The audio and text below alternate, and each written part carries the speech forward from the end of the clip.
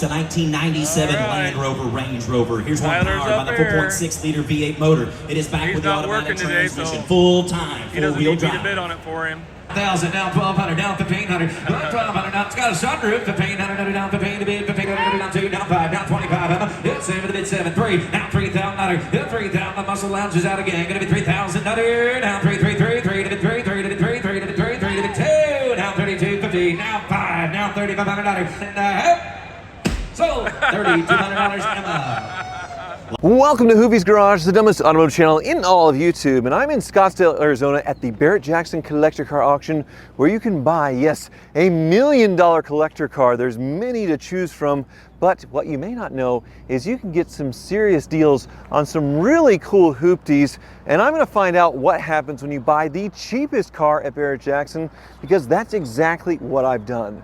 For only $3,200, I own this P38 Range Rover, a legend in its own right, the last old school off-roader from Range Rover before it was sold off and made into, luxury rollers on 22-inch rims and not used for the purpose they were originally built for. But they're also known for leaving you on the side of the road all the time. And at $3,200, my expectations were very, very low, but it turns out this is a good one.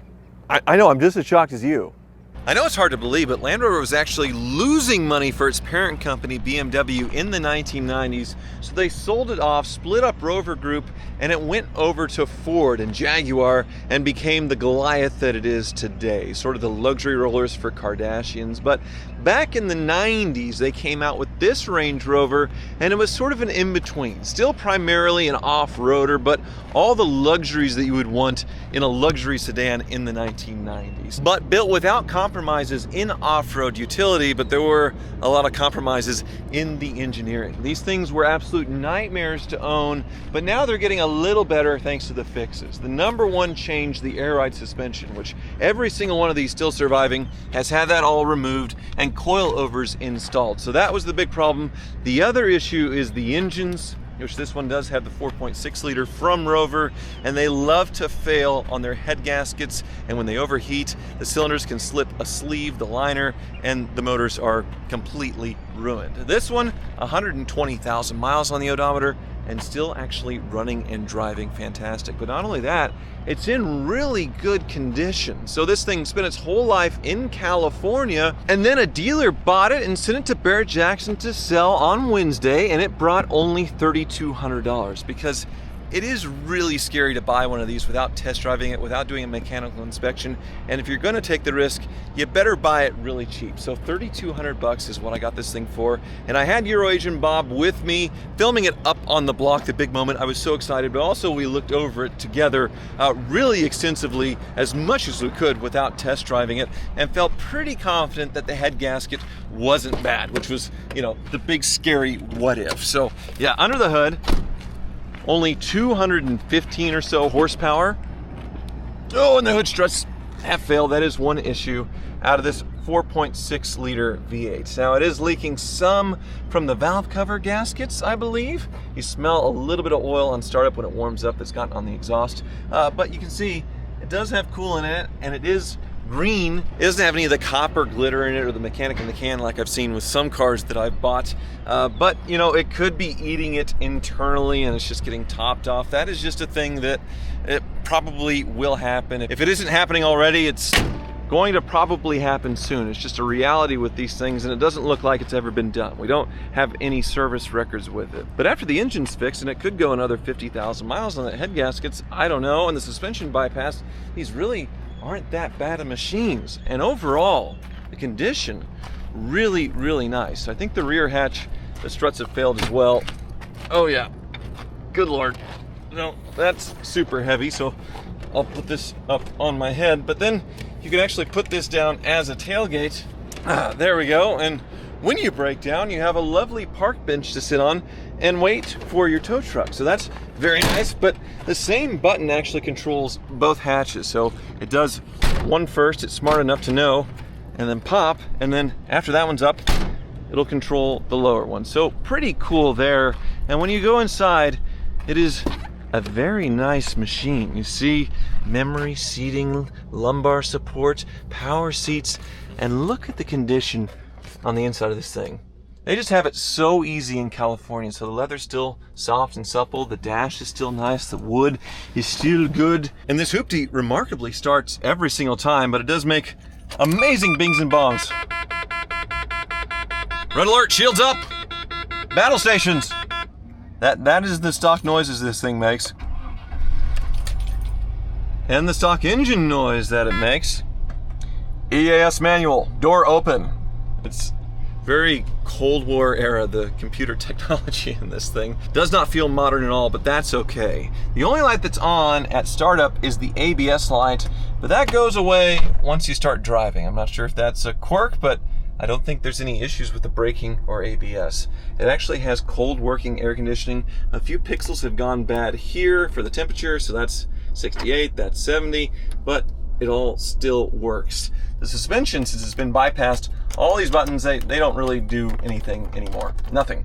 But the gear selector, it's really cool actually, because you have this side for your high range. You click the shifter over to this side, that puts it in low range, and then you have all of your gears over there. A pretty unique way to put it in low range that I haven't seen in any other car. The only thing that doesn't work here inside is the heated seats. For whatever reason, it doesn't come on, but I can't complain for $3,200.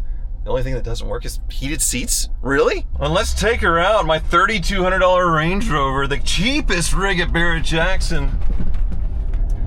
And the first thing you notice, it does ride like a truck, like an off-roader, much more like an old Land Cruiser or a Jeep than a luxury machine. And, you know, that's okay.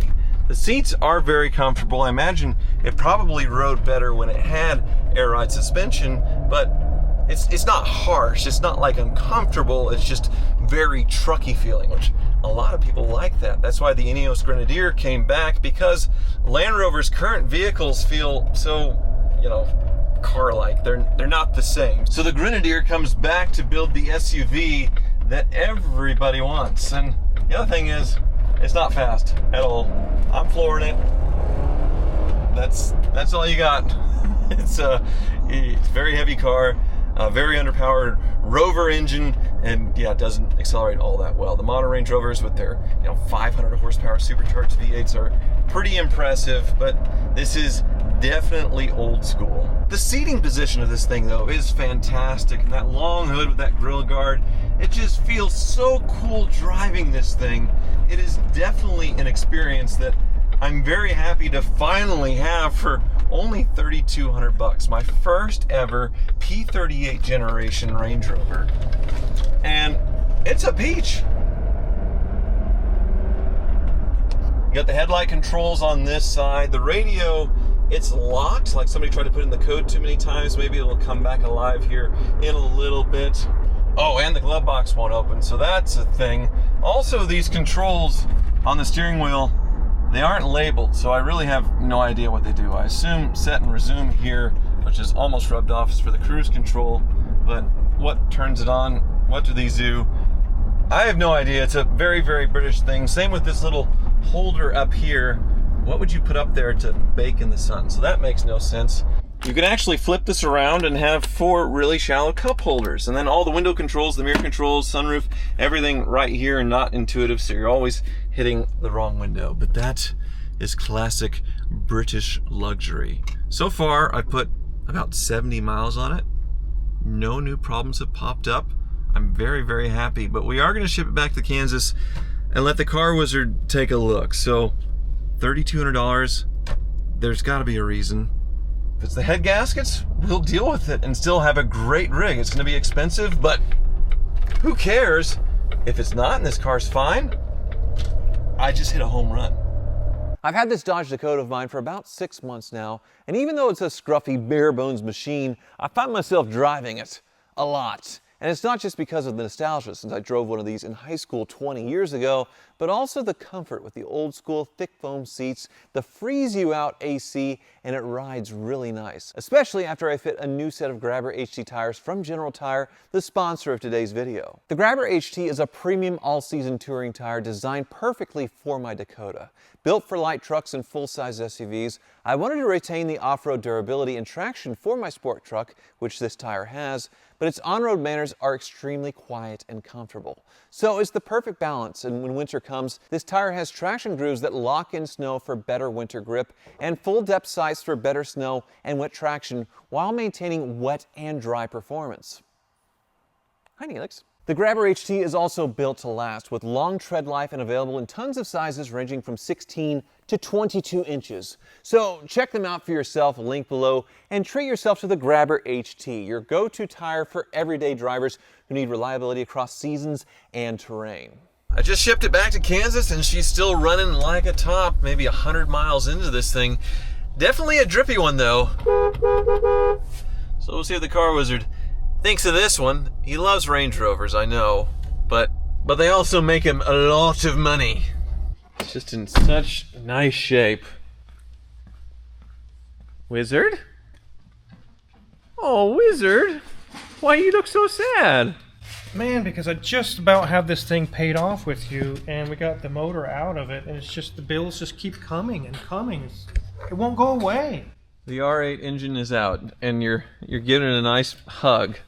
So why did this need to come out? We're going to check the clutch. It also needs valve seals. It's burning oil. Oh, that's right. And while it's out, you know, like the AC compressor is an engine out job. Oh, It okay. currently works fine, but we're going to go ahead and do that. We're just going to just do all the things. All the things on an Yeah. almost 90,000 mile R8 that you bought for me for 50 grand to work, but Yeah, you dodged a bullet on this one. I'm running out of in-store credit, unfortunately. So I think we're close on the Lotus. Yep, you have about $4,000 left. That's all Okay. you have left. Jeez. Well, I don't think this Range Rover is going to do it, even though it is a 90s Range Rover. It was the cheapest car to sell at Barrett-Jackson for only $3,500. The cheapest buy at Barrett-Jackson. Yes. Wow. But look at it. It is nice. I mean, look inside. Most of these are trashed by now. I know. The old P38, is that what they're called? Yes. Yeah. Still clean. You like the smells of the thing. It still Yeah. smells It nice. smells very nice in there. I've been cruising around in this thing and been very impressed.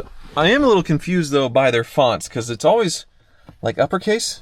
So it's yelling at you. Unleaded fuel only. Always use your seatbelt. Even up here. This is a multi-purpose passenger vehicle. But then down at the shifter, the high and low range, it has lowercase. So it's like, high, low. It doesn't make any sense.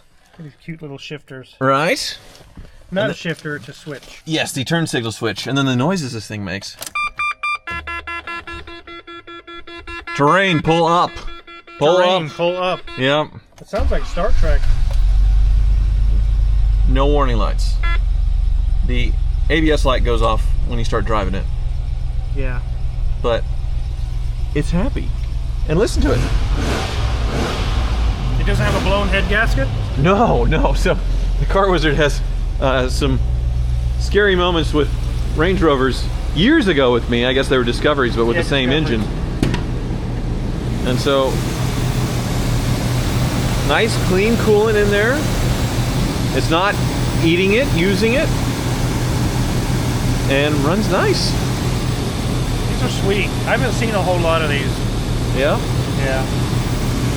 Good air conditioning. Had a service campaign done on it. I wonder what they did. Well, no, 1, 2, 3. Yeah. Typical Land Rover stuff. But it is drippy. Drippy, huh? Underneath, yeah.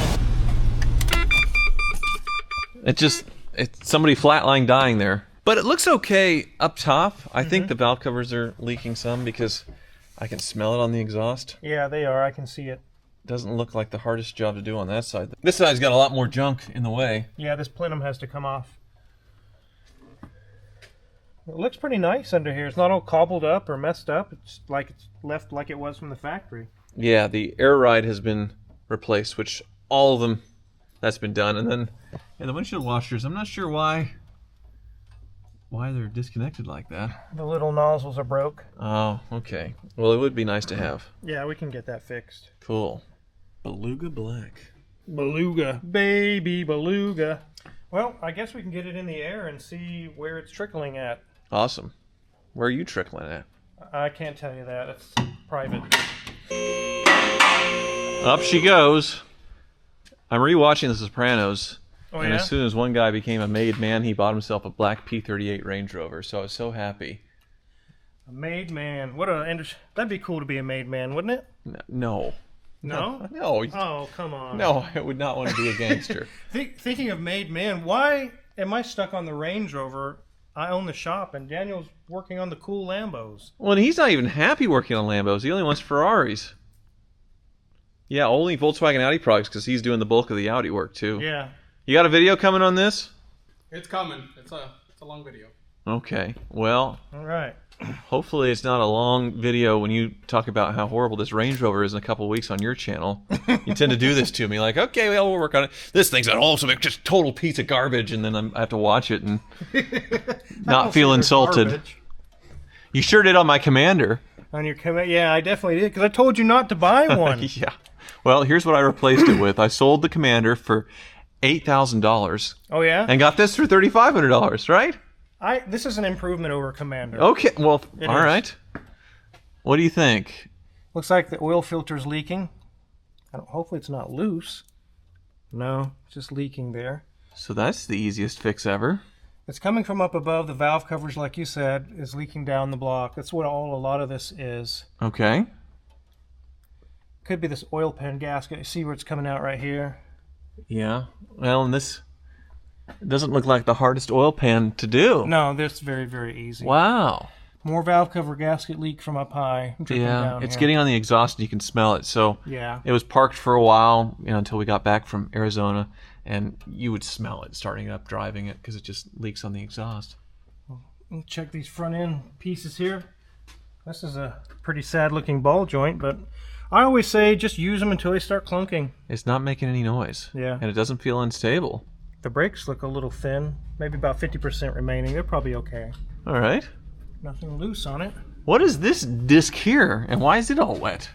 It's like a resonance thing. It absorbs resonance from maybe the drive line or whatever. It's wet from oil dripping up above. Oh, yeah. Sure enough. It doesn't really do anything other than that. I don't see anything leaking over here. What would have been on this in the front? So that would have been where if it was right-hand drive, they can switch it Oh. over to here. So they just use the same parts. Right. Very cool. Okay. Yeah, because there's the steering gear on this side, since that's where the steering wheel is. Mm-hmm. All right. Keep on going back here. I think the transmission's probably fine. We can check the fluid to see if it needs to be serviced, but a lot of this is blowing back from the front of the engine. And this as well. I think this is from your valve covers. It's just blowing all the way back here. Yeah, it looks oily and not something else. It looks stock under here is what I really like. It's not been hacked up or messed with. It's just factory. So why is there a big disc here with a cable? So this is a drum brake. This is your parking brake. Whoa. And it's up here instead of at your wheels. That's interesting. Mm-hmm. Very British. It is indeed. And it has a very trucky frame on this. Very, very trucky frame. There's the remnants of our air suspension that's been converted. Look at that tank. Well, you could repurpose that for something, That would be... Kind of like Breaking Bad or something. Yeah, or- exactly, yeah. But it's long gone, so it would have had probably bags in the back, and now it has Right. coil springs and shocks. Uh-huh. Here's the old ride-height sensors. Mm-hmm. They're still hooked up, but they're probably not doing much. They're not hooked up electrically, though. Right, yeah, there's not a single one of these left on the planet that's still rocking its air ride, because it was unreliable when it was new. Yeah, even when new, they were bad. The brakes back here, about 20% remaining. They still have some life left.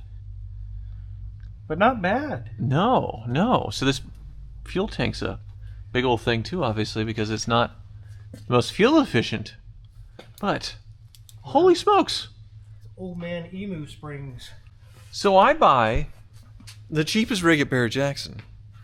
It's a Range Rover. It's leaking. Am I spending $1,000 on this car to make it Maybe. perfect? Maybe. Probably not even that. This is insane. You scored. Obviously I scored. Yeah, this is awesome. So I guess, well, you'll be dropping the oil pan to change the oil anyway. Yeah. And then I've got something I can rock all winter. You're going back to basics with cheap hoopties, and it's starting to pay off. I'm floored. I'm thrilled. I get so much enjoyment out of these hoopties that, you know, I'm not missing SLRs and Ferrari 599s. Sorry, Daniel. I don't miss the Ferraris at all. But you do have the baby supercar done, so I can leave this with you, right? Yeah, you can leave this here. The Lotus is ready to go. And this is a pretty amazing illustration of how tiny the Lotus is, because the Boxster, it looks enormous next to it. It does. And this is a tiny car, but the Lotus is just so low and so little.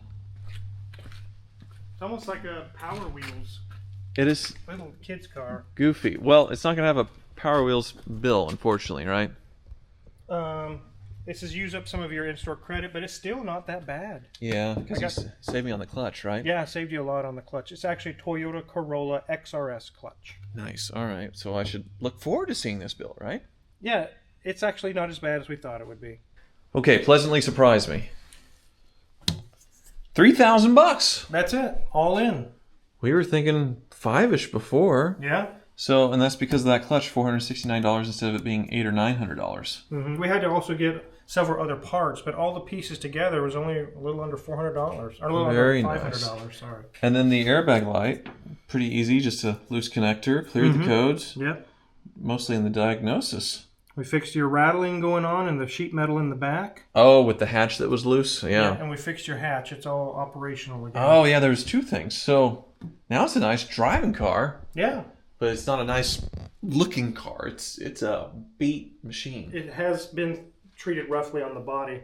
So you can see you're down to around $4,000 on your in-store credit. So we have April's SL top. It's going to be a couple grand. And then the party's almost over. It is almost over. It's getting there. Okay. Well, I thought I'd drive it with the top off, but it's just a little bit too chilly for that, so now this toupee needs to go on.